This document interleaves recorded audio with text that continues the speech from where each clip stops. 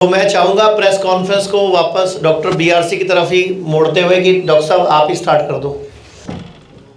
आज का दिन का हमने कार्यक्रम का डिसीजन लिया। आज ज़ीरो वोल्ट थेरेपी के जो स्टूडेंट्स हैं पूरे देश विदेश से, वो अभी आए हुए हैं। आपके आसपास आप देखेंगे 750 स्टूडेंट्स ने पास आउट किया है ज़ीरो वोल्ट थेरेपी, और एक किताब लॉन्च की गई Cure@0 वोल्ट। तो 1 मिनट में बताऊंगा आपको। ज़ीरो वोल्ट का मतलब सिर्फ इतना है कि अगर आप अपने बॉडी की वोल्टेज, जैसे बल्ब की वोल्टेज होती है, हर इलेक्ट्रिकल इक्विपमेंट की वोल्टेज होती है, आप अपने बॉडी की वोल्टेज अगर ज़ीरो पे रखते हैं तो बॉडी के अंदर जो इन्फ्लेमेशन है, घाव है या फिर जो बीमारियां हैं वो धीरे धीरे कम होने लगती है। बॉडी की वोल्टेज ज़ीरो कैसे रख सकते हैं? एक ही तरीका है। पृथ्वी को ज़ीरो वोल्ट माना गया है, बेस लाइन। पृथ्वी को जब आप टच करते हैं, अर्थ को टच करते हैं, तो आपकी वोल्टेज ज़ीरो होती है साइंटिफिकली। लेकिन इस वक्त जब हम बिल्डिंग के अंदर बैठे हैं तो अर्थ को टच नहीं कर सकते, तो हम तार के माध्यम से पृथ्वी से कनेक्ट हो सकते हैं। रात भर जब आप सो रहे होंगे, अगर तार एक खींचा आपने और उसको खिड़की से फेंक दिया और ज़मीन पे गाड़ दिया और तार का दूसरा छोर आपने अपने पैर में बांध लिया, आपको आश्चर्य होगा, उस रात की नींद आपको ज़्यादा गहरी आएगी। इस बात से आप ये तो समझ जाएंगे, इसका मतलब ये है कुछ तो कनेक्शन में आ रहा है, कुछ तो हो ही रहा है। ख़ास तौर पे ऐसे पेशेंट्स हमारे हॉस्पिटल में जब आते हैं जिनको दर्द के मारे उनको नींद नहीं आती रात को, या नींद नहीं आने की वैसे उनको दिक्कत है, गोलियों के बिना नींद नहीं आती, तो उनको हम ख़ास तौर पे उनको हम ज़ीरो वोल्टेज वाले बेडशीट में लेटाते हैं। यहाँ भी हॉस्पिटल में ज़ीरो वोल्ट बेडशीट है, आप चाहे तो देख सकते हैं। और ये कोई बड़ी बात नहीं है, ये हम घर पे भी कर सकते हैं, घर पे ही करना चाहिए, क्योंकि ऐसा ज़रूरी नहीं कि जितने दिन हम हॉस्पिटल में रहें उतने दिन ही हमें ठीक रहना है। घर जाके हम नियम तोड़ेंगे तो दोबारा से बीमार पड़ेंगे। तो यहाँ हम नियम सिखाते हैं। हमारे हॉस्पिटल का नाम hospital and institute of integrated medical sciences. तो देखिए यहाँ पे इंस्टीट्यूट वर्ड भी है, हॉस्पिटल वर्ड भी है। मतलब ये सिर्फ आपके इलाज के लिए नहीं है, इलाज करते वक्त आपकी ट्रेनिंग भी, जैसे यहाँ जहाँ बैठे ट्रेनिंग हॉल है, पेशेंट ट्रेनिंग हॉल, पेशेंट या पेशेंट के फैमिली मेम्बर को हम ट्रेन करते हैं कि कोई भी इलाज हम क्यों कर रहे हैं, और ये दोबारा कभी बीमार पड़े तो घर पे क्या करना है। ज़रा सोचिए, पूरी दुनिया में या आपने जहाँ तक देखा, ऐसा कौन सा हॉस्पिटल है जहाँ पे इस तरह की ट्रेनिंग पे ध्यान दिया जाता हो। हमारी कोशिश ये है कि पेशेंट एक बार यहाँ से ठीक होकर जाए तो सेम बीमारी के लिए यहाँ ना आए, घर पे अपना इलाज कर पाए, और घर पे कर पाए उसके लिए हमारा एक अलग सेल है। वर्चुअल वीडियो कॉन्फ्रेंसिंग से पेशेंट हम जुड़े रहते हैं, ऐप के माध्यम से जुड़े रहते हैं। आइडिया सिर्फ इतना है कि इंसान को घर रहते हुए ही ठीक हो जाना है। और हमने ये देखा है, आज भी कॉन्फ्रेंस में आए हुए बांग्लादेश से आए हुए, नेपाल से आए हुए, और हमारे साथ जो कोलैबोरेटर हैं वांग एंड यहाँ बैठी हैं वियतनाम से, research institute of complementary health sciences, जो कि लाइसेंस्ड है from ministry of science and technology, government of Vietnam. तो ये कोलैबोरेशन है हिम्स का research institute of complementary health sciences के साथ, कि वियतनाम का जो ट्रेडिशनल मेडिसिन है और भारत का जो ट्रेडिशनल मेडिसिन है, भारत का ट्रेडिशनल मेडिसिन आयुर्वेद, वियतनाम का ट्रेडिशनल मेडिसिन मेरे जेब में है, कि वो जादुई दवाई बोलते हैं उसको, ये मेरे पास है।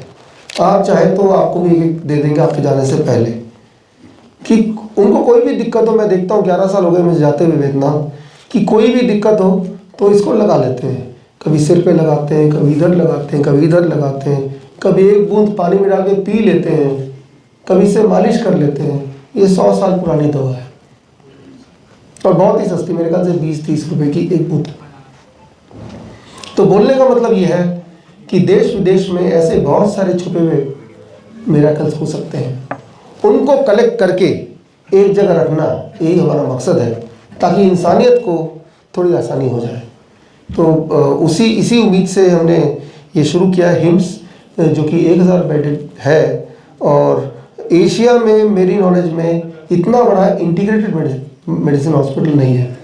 इतना बड़ा एलोपैथिक हॉस्पिटल तो है, लेकिन इंटीग्रेटेड, जहाँ पे मान्यता होम्योपैथी को, आयुर्वेद को, नेचुरोपैथ को, योगा को या विदेशी ट्रेडिशनल मेडिसिन को भी इक्वली दिया जाए। तो मैं समझता हूँ कि इसके बाद इस तरह के और हॉस्पिटल खुलेंगे। ज़रूरी कि एम्स के नाम से खुले और ज़रूरी नहीं कि हमारे साथ जुड़ के ही खुले। आइडिया सिर्फ इतना है कि एक इंसान अगर जाता है हॉस्पिटल तो ठीक हो गया होना चाहिए। डायबिटीज़ ठीक हो सकती है, हार्ट डिजीज़ ठीक हो सकता है, थैलेसीमिया ठीक हो सकता है, किडनी फेलियर ठीक हो सकता है। यहाँ पे किसी और हॉस्पिटल में अगर बोलेंगे ठीक हो सकता है तो मानेंगे नहीं। कोई भी बीमारी ठीक हो सकती है, जो बीमारी लेके आप पैदा नहीं हुए हैं वो बीमारी आपकी ठीक हो सकती है। और इस तरह के उदाहरण हमारे पास हैं। और वो पद्धति क्या है वो सिखाने को भी हम तैयार हैं, सिखा ही रहे हैं पेशेंट्स को। तो ये एक इंस्टीट्यूट है और अगर आप यहाँ पे रहते हैं तो एज ए स्टूडेंट भी लोग रहते हैं, एज ए पेशेंट रहते हैं, तो आपको लगेगा कि ये घर है, ना केवल कोई हॉस्पिटल है।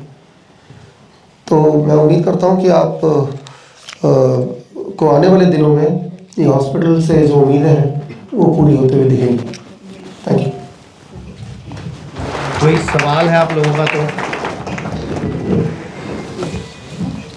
कोई आप लोगों के मन में कोई सवाल हो तो? डॉक्टर साहब, जैसा कि इसका इंटीग्रेटेड मेडिसिन साइंस का आपने रखा है तो इसमें एलोपैथी का भी आप योगदान दे रहे हैं, लेकिन क्या एलोपैथी की आप दवाओं का भी सेवन करवाते हैं मरीजों को? ये एलोपैथी का इसमें क्या रोल है आपके खास कर? आपने बड़ा अच्छा प्रश्न पूछा है और वो डायरेक्टली आप मेरे सामने खड़े हैं, इसलिए आपने जो मतलब उठाया है इसको बोलते हैं 303 डायरेक्ट।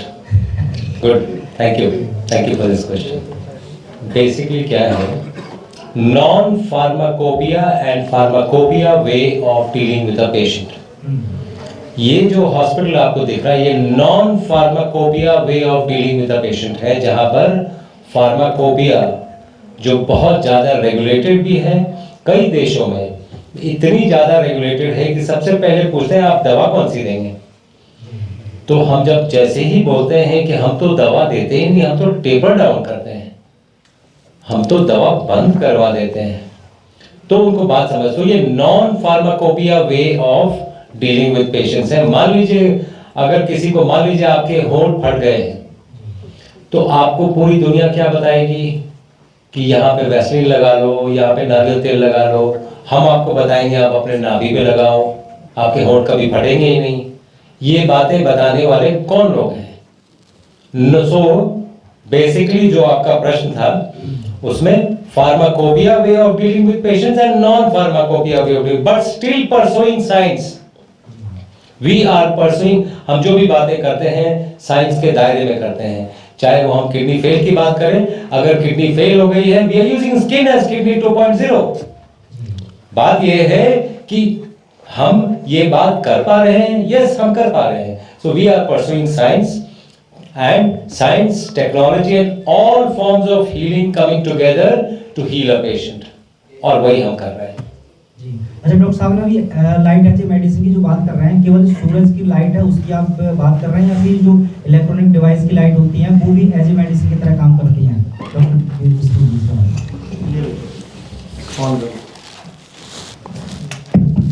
देखिए, जो भी लाइट से आप exposed at any point of time, जिस तरह से अभी हम एक्सपोज्ड हैं, ये सूरज की लाइट नहीं है, तो ये लाइट हमारे बॉडी पे काम कर रही है, या तो पॉजिटिवली या नेगेटिवली। तो हमारे बॉडी का जो रिदम है, जब तो सूरज उगा हुआ है तो बॉडी एक्सपेक्ट करती है कि हमारे ऊपर लाइट आएगी, जो कि आ भी रही है अभी। और जब सूरज ढल गया है तो बॉडी उम्मीद करता है कि हर जगह अंधेरा छा जाएगा। लेकिन उस वक्त अगर आप फेसबुक या आप ऑनलाइन देखते हैं तो आपके बॉडी के लिए वो दिन है फिर। तो इसका मतलब ये हुआ कि जो स्क्रीन की लाइट है वो भी बॉडी को अफेक्ट कर रही है, ये लाइट भी अफेक्ट कर रही है। तो लाइट का टाइम से संबंध है। सनसेट से पहले मोर लाइट एक्सपोजर, सनसेट के बाद लीस्ट लाइट एक्सपोजर। अगर इस बैलेंस को आपने बिगाड़ दिया तो फिर आपकी नींद खराब होगी। आप करते भी हैं, आप टॉयलेट जाते हैं, आधी रात को उठ के लाइट ऑन कर देते हैं, जैसे जैसी लाइट ऑन हुई बॉडी ने क्या बोला, दिन हो गया, आपकी नींद गायब हो गई। फिर आप स्ट्रगल करते रहते हैं, नींद नहीं आ रही, नींद नहीं आ रही, किसी भी तरह से नींद आ जाए। फिर आप ये भी शिकायत करते हैं कि रात को एक बार टॉयलेट में उठना पड़ता है, उसके बाद नींद नहीं आती। अगली बार से लाइट मत ऑन कीजिए, कोई ऐसा 0 वोल्ट का लाइट लगा, 0 वॉट का लाइट लगा दीजिए, कैंडल लाइट लगा दीजिए, या अंदाजे में जाइए, तो आपकी नींद नहीं टूटेगी। तो इससे आपको समझ आ रही होगी कि लाइट किस तरह से हमारे बॉडी की बायोलॉजी को कनेक्ट कर रहा है। जी, एक आचार्य मजीद जी से और एक छोटा सवाल है। एलोपैथी की दवाओं को इसलिए खराब बताया जाता है क्योंकि उनमें केमिकल इस्तेमाल किए जाते हैं, वो हमारी हेल्थ के लिए सही नहीं होते हैं। लेकिन आयुर्वेदिक दवाइयों में भी क्या हर्ब्स के अलावा कुछ केमिकल्स इस्तेमाल किए जाते हैं, खासकर जो आपके अस्पतालों में दिए जाते हैं दवाइयाँ?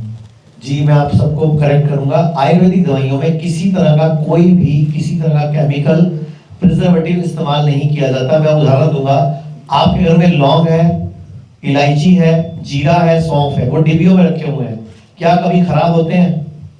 लौंग बड़े बड़े खराब होते हैं, कभी इलायची बड़ी बड़ी खराब होती है, सौंफ खराब होते हैं।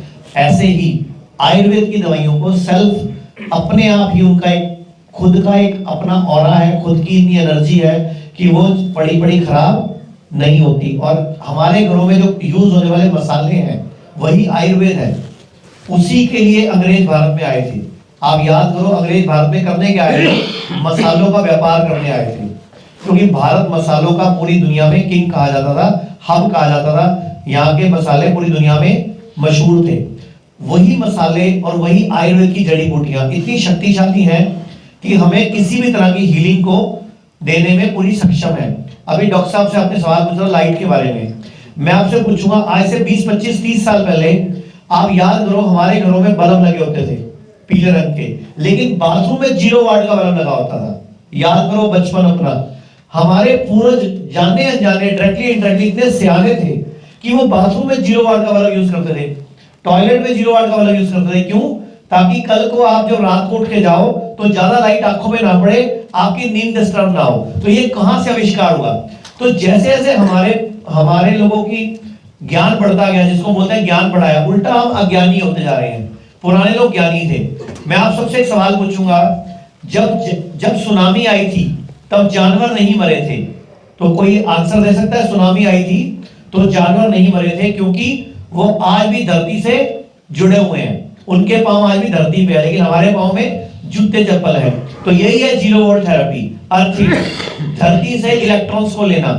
अगर हम धरती से इलेक्ट्रॉन्स लेते हैं तो हमारी बॉडी की इम्यूनिटी बढ़ती है, हमारी बॉडी की रोग प्रतिरोधक क्षमता बढ़ती है, हमारी बॉडी की हीलिंग पावर बढ़ती है। अभी इसी हॉस्पिटल में इसी टाइम एक पेशेंट है हमारे साथ जिनके पांव में जख्म हो गया था, डॉक्टर ने कहा था पांव काटना पड़ेगा, तो उन्होंने कांटेक्ट किया और बदले में उनको 0 वोल्ट थेरेपी, यानी कि उनके पैर पर कॉपर की प्लेट लगा के उस तार का एक सिरा जमीन में डलवाया गया। 7 दिन के अंदर उनका जख्म भर गया और पैर कटने से बच गया। तो आप बताओ कितनी फास्ट ये आयुर्वेद है, कितनी फास्ट ये नेचुरोपैथी है। तो यही हमारा मिशन है कि पूरी दुनिया में हर व्यक्ति को अपना डॉक्टर खुद बनाए।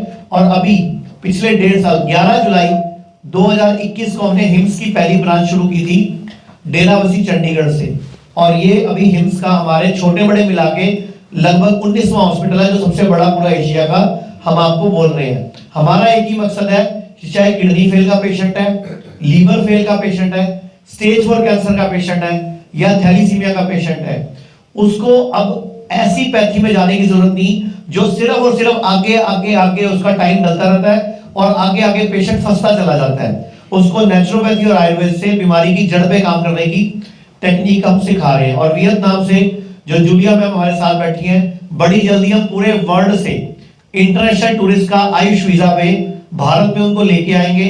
इस हॉस्पिटल में उनको 3 रातें 4 दिन या 7 रातों के लिए 7 दिनों के लिए प्रोजेक्ट बना के उनको यहाँ पे हील करके भारत की पैथी की शक्ति दिखाएंगे। और अब वो टाइम आ गया जो हमने भाई राजेंद्र दीक्षित की याद में इस हॉस्पिटल को शुरू किया था एम्स को, कि पूरी दुनिया के पैसे को भारत में लेके आ जाए। पूरी दुनिया के भारत को विश्व गुरु बनाने में जो सबसे बड़ी मदद होगी ना, वो आयुर्वेद से होगी। आयुर्वेद ही पूरी दुनिया को शक्ति दिखाएगा, आयुर्वेद ही पूरी दुनिया को राह दिखाएगा कि कैसे पूरी दुनिया पे विश्व गुरु बन के भारत जो काम करेगा, वो हमारी टीम ने काम शुरू कर दिया है। बाकी अगर कोई आपका और कोई सवाल है तो बताइए।